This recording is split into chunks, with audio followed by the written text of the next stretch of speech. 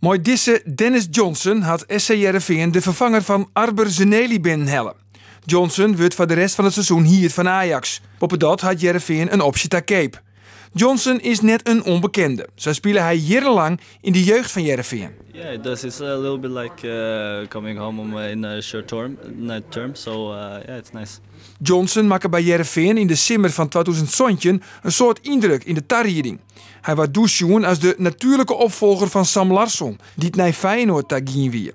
Maar zijn competitiedebuut van Heerenveen had hij neermakken. Correct op het moment dat Johnson de oerstap maatje naar het eerste, ging hij van rond 2 miljoen euro naar Ajax.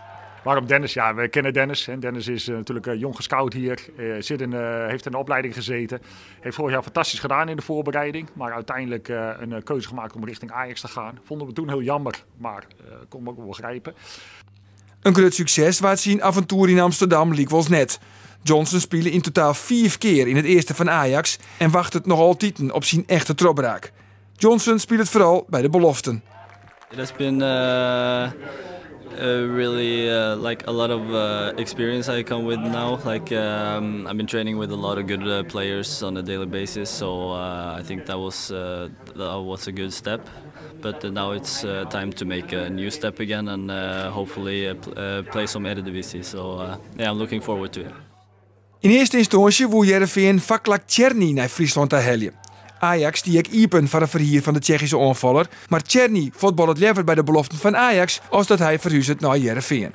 Dus we hebben contact gehad met Ajax en Ajax wilde hem graag verhuren. Stond er open voor. Wij hebben gezegd van nou, dat willen we ook graag praten. Dus we hebben contact met de zaakwaarnemer gehad telefonisch. Die is naar Nederland gevlogen en die heeft met Černý en Ajax gesproken. En uiteindelijk hebben ze besloten om het seizoen bij Ajax af te maken. Nou, dat is zijn goed recht natuurlijk. Dus we zijn eigenlijk nog geen partij geweest. Maar hij was toch echt de beoogd opvolger van Arber Zeneli? Hij was de beoogde opvolger van Arber Zeneli. We hebben Michailovic ook nog in huis, we hebben Van Bergen. Maar wij willen graag meer opties voorin en daar was hij zeker een kandidaat voor.